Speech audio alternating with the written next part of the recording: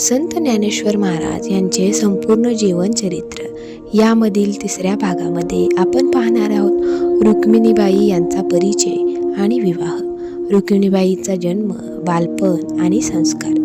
श्री गणेशाय नमः. श्री विठ्ठल रुक्माई नमः. नमस्कार मंडळी. ओम तत्सत मराठी या आपल्या आध्यात्मिक प्रवासात तुमचे मनपूर्वक स्वागत आहे. मागील भागात आपण संत ज्ञानेश्वर महाराजांचे वडील विठ्ठलपंत यांच्या जन्मापासून ते त्यांच्या शिक्षणापर्यंतचा प्रेरणादायी प्रवास पाहिला.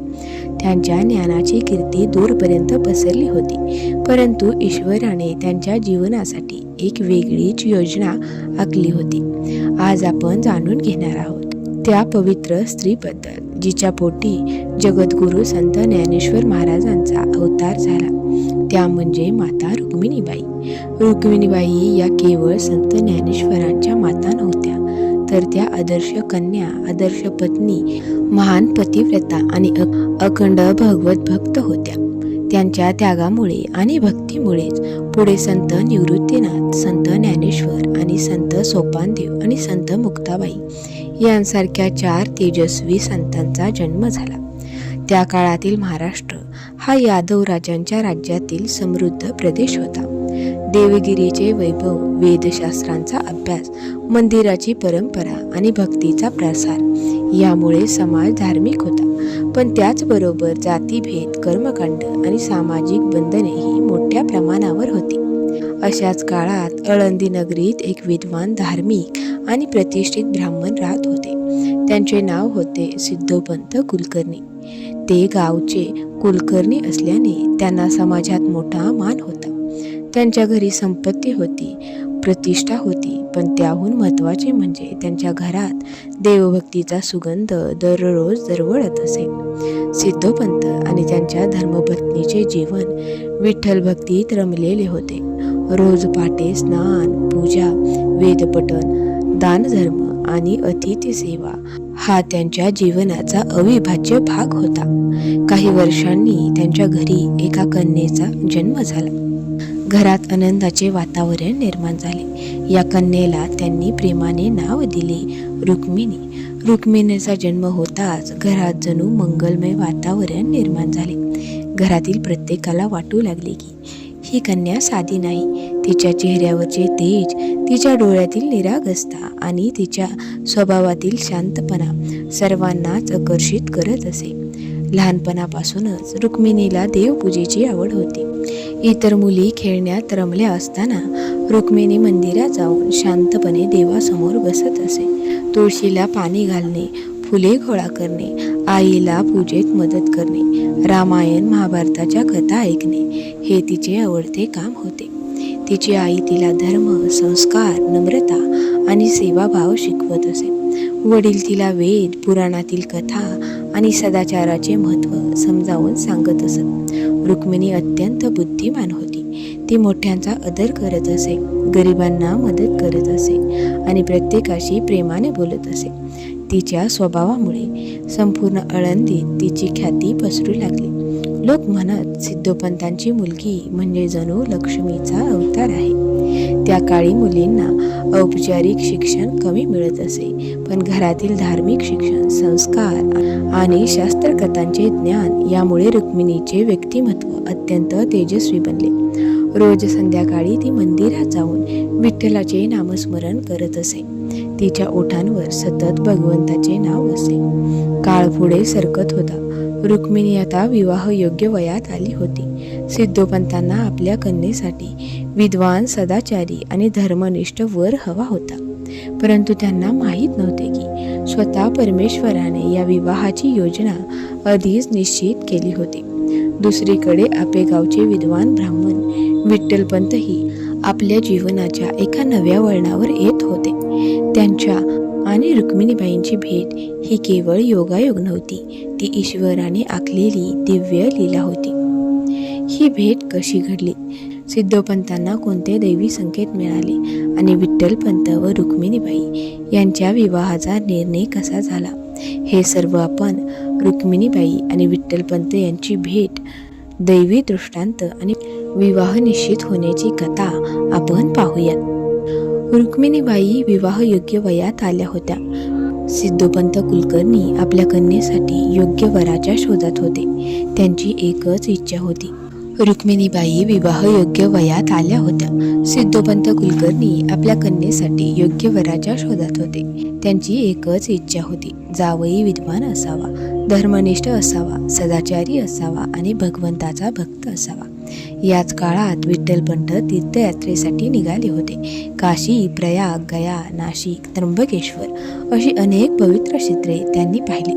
प्रत्येक ठिकाणी त्यांनी वेद, उपनिषदे आणि शास्त्रांचा अभ्यास केला. त्यांच्या विद्वत्तेची कीर्ती दूरवर पसरली होती. तीर्थयात्रा करत असताना विठ्ठलपंत आळंदी येथे आले. इंद्रायणी नदीत स्नान करून त्यांनी श्री सिद्धेश्वरांचे दर्शन घेतले. मंदिरातील त्यांची नम्रता, शांत स्वभाव आणि तेजस्वी व्यक्तिमत्व पाहून अनेक लोक प्रभावित झाले. ही बातमी सिद्धोपंतांच्या कानावर पोहोचली. त्यांनी या विद्वान ब्राह्मणाला आपल्या घरी आदराने निमंत्रित केले. त्या काळी अतिथीला देवासमान मानले जात असे. त्यामुळे विठ्ठलपंतांचे अत्यंत प्रेमाने स्वागत करण्यात आले. घरात प्रवेश करताच विठ्ठलपंतांनी प्रथम देवघरात जाऊन नमस्कार केला. त्यानंतर त्यांनी सिद्धोपंतांशी धर्म, वेद, उपनिषदे आणि भक्ती यांवर चर्चा केली. त्यांच्या ज्ञानाने सिद्धोपंत भारावून गेले. रुक्मिणीबाईही घरातील कामे करत होत्या. त्यांनी पाहिले की आलेले अतिथी अत्यंत विनम्र आहेत. इतके विद्वान असूनही त्यांच्या मनात अहंकाराचा लवलेश नव्हता. त्यांनी शांतपणे सर्वांचा आदर केला. भोजनापूर्वी प्रार्थना केली आणि प्रत्येकाशी प्रेमाने संवाद साधला. सिद्धोपंतांच्या मनात एक विचार चमकून गेला. असा सद्गुणी युवक माझ्या कन्येसाठी योग्य ठरेल का? पण त्यांनी कोणताही निर्णय घाईने घेतला नाही. त्यांनी सर्व काही परमेश्वरावर सोपवले. असे म्हणतात की त्या रात्री सिद्धोपंतांना स्वप्नात श्री पांडुरंगांचे दर्शन झाले. भगवान विठ्ठलांनी त्यांना आदेश दिला, विठ्ठलपंत हाच तुझ्या कन्येसाठी योग्य वर आहे. या विवाहातून भविष्यात 4 महान संत पृथ्वीवर अवतरणार आहेत. हा माझाच संकल्प आहे. सकाळी उठल्यावर सिद्धोपंत अत्यंत आनंदित झाले. त्यांनी आपले स्वप्न आपल्या पत्नीला सांगितले. दोघांनी हा दैवी संकेत मानला. त्यानंतर त्यांनी अत्यंत नम्रपणे विठ्ठलपंतांसमोर विवाहाचा प्रस्ताव ठेवला. विठ्ठलपंत काही क्षण शांत राहिले. त्यांनी सांगितले की ते तीर्थयात्रेवर आहेत आणि पुढे संन्यास घेण्याचाही विचार त्यांच्या मनात आहे. यामुळे त्यांनी लगेच होकार दिला नाही. परंतु त्याच रात्री विठ्ठलपंतांनाही भगवान श्री विठ्ठलांचा चरित्र ग्रंथात वर्णन आढळते. भगवंतांनी त्यांना सांगितले, हा विवाह माझ्या इच्छेने होत आहे. याच घरात भविष्यात भक्ती, ज्ञान आणि वैराग्याचा दिव्य प्रकाश जन्म घेईल. सकाळी विठ्ठलपंतांनी सिद्धोपंतांना नम्रपणे सांगितले, जर ही भगवानाची इच्छा असेल तर मी ती आनंदाने स्वीकारतो. सिद्धोपंतांच्या डोळ्यात आनंदाश्रू आले. घरभर मंगलमय वातावरण निर्माण झाले. रुक्मिणीबाईंच्याही मनात भगवंताविषयी कृतज्ञता दाटून आली. अशा प्रकारे हा विवाह केवळ 2 व्यक्तींचा नव्हता, तर तो भविष्यात संपूर्ण महाराष्ट्राला संत परंपरेचा अमूल्य वारसा देणाऱ्या एका दैवी कार्याची सुरुवात होती. आता आळंदी नगरीत आनंदाचे वातावरण निर्माण झाले होते. सिद्धोपंतांच्या वाड्यात लग्नाची तयारी सुरू झाली. नातेवाईक, आप्तेष्ट आणि गावातील मान्यवर यांना आमंत्रणे देण्यात आली. त्या काळी विवाह हा केवळ 2 व्यक्तींचा नव्हे, तर 2 कुटुंबाचा आणि 2 संस्काराचा पवित्र मिलाप मानला जात असे. घरासमोर आंब्याच्या पानांची तोरणे बांधण्यात आली. अंगणात सुंदर रांगोळ्या काढल्या गेल्या. तुळशी वृंदावन फुलांनी सजवले गेले. सर्वत्र मंगलमय वातावरण होते. रुक्मिणीबाईंच्या हातावर हळद लावण्यात आली. त्यांच्या चेहऱ्यावर लज्जा, नम्रता आणि भक्तीचे तेज झळकत होते.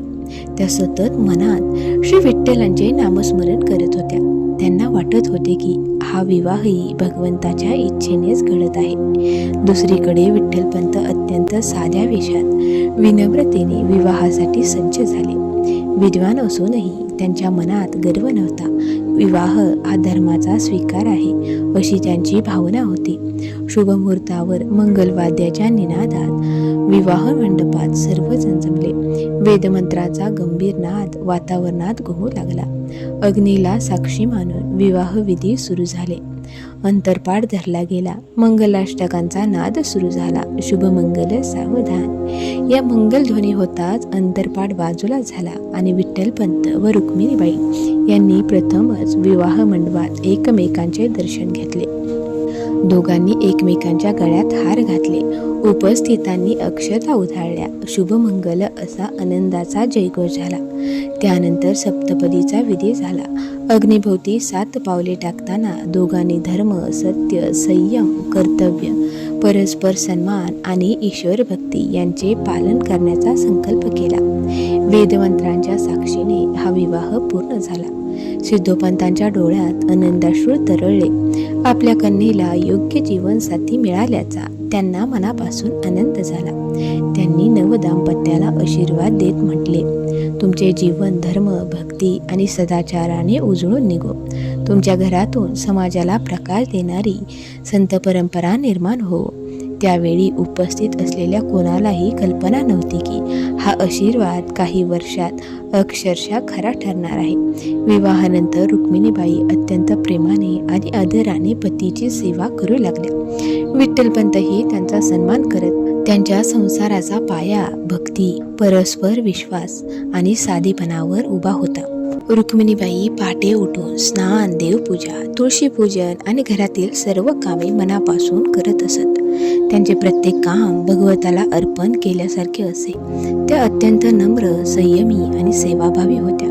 घरात आलेल्या प्रत्येक अतिथीची त्या प्रेमाने सेवा करत.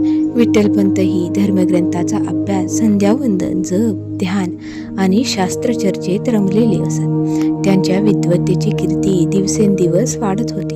अनेक जण धर्मशंका विचारण्यासाठी त्यांच्या भेटीला येत. दोघांचे वैवाहिक जीवन शांत, सात्विक आणि आदर्श होते. तरीही विठ्ठलपंतांच्या मनात एक विचार वारंवार डोकावत होता, माझे जीवन केवळ संसारासाठी आहे की भगवंताच्या अखंड सेवेसाठी? तीर्थयात्रेत अनुभवलेले साधू संत, हिमालयातील तपश्चर्या, काशीचे आध्यात्मिक वातावरण आणि मोक्षाची ओढ त्यांना सतत आठवत असे. त्यांच्या अंतःकरणात वैराग्याची ज्योत पुन्हा प्रज्वलित होऊ लागली. रुक्मिणीबाईंना पतीच्या मनातील ही अस्वस्थता जाणवत होती. त्यांनी कधीही त्यांच्यावर राग केला नाही, उलट त्यांच्यासाठी प्रार्थना केली. त्यांना विश्वास होता की जे काही घडेल ते विठ्ठलाच्या इच्छेनेच घडेल. काळ पुढे सरकत होता. एका रात्री विठ्ठलपंत बराच वेळ ध्यानात बसले. त्यांच्या मनात संसार आणि संन्यास यांचा संघर्ष सुरू होता. एकीकडे पत्नीचे प्रेम, कुटुंबाची जबाबदारी, तर दुसरीकडे भगवंताच्या सेवेसाठी सर्वस्व अर्पण करण्याची तीव्र इच्छा. अखेर त्यांनी काशीला जाऊन संन्यास घेण्याचा निर्णय मनोमन पक्का केला. हा निर्णय त्यांच्या आयुष्यालाच नव्हे तर संपूर्ण कुटुंबाच्या भवितव्याला बदलून टाकणार होता. रुक्मिणीबाईंना याची कल्पनाही नव्हती की पुढील काही दिवसात त्यांना आयुष्यातील सर्वात कठीण प्रसंगाचा सामना करावा लागेल. परंतु संतांच्या जीवनात संकटे ही शेवट नसतात, ती परमेश्वराच्या मोठ्या कार्याची सुरुवात असतात. विठ्ठलपंतांचा हा निर्णय पुढे समाजाचा विरोध, कठोर परीक्षा आणि अखेरीस संत निवृत्तीनाथ, संत ज्ञानेश्वर, संत सोपानदेव आणि संत मुक्ताबाई यांच्या दिव्य अवताराचे कारण ठरणार होता. भक्त हो, आज आपण रुक्मिणीबाईंचे बालपण, त्यांचे संस्कार, विठ्ठलपंतांशी झालेला दैवी विवाह आणि विवाहानंतरचे सात्विक जीवन पाहिले. या कथेतून आपल्याला एक मोठा संदेश मिळतो. ईश्वरावर दृढ श्रद्धा, नम्रता, संयम आणि कर्तव्य भावना यामुळे जीवन पवित्र बनते. आता कथा अत्यंत नाट्यमय वळणावर येणार आहे. पुढील भागात आपण जाणून घेणार आहोत विठ्ठलपंतांनी काशीला जाण्याचा निर्णय का घेतला, त्यांनी संन्यास कसा स्वीकारला, रुक्मिणीबाईंची अवस्था काय झाली आणि या निर्णयामुळे पुढे कोणती मोठी घटना घडली. या सर्व प्रश्नांची सविस्तर उत्तरे आपण पुढील भागात जाणून घेऊ. तोपर्यंत श्री ज्ञानेश्वर माऊली महाराज की जय. पांडुरंग हरी विठ्ठल. व्हिडिओ आवडला असेल तर लाईक करा, शेअर करा आणि ओम तत्सत मराठी या आपल्या आध्यात्मिक परिवारात सहभागी होण्यासाठी चॅनेलला नक्की सबस्क्राईब करा. पुन्हा भेटूया पुढील भागात. तोपर्यंत रामकृष्ण हरी. जय जय रामकृष्ण हरी.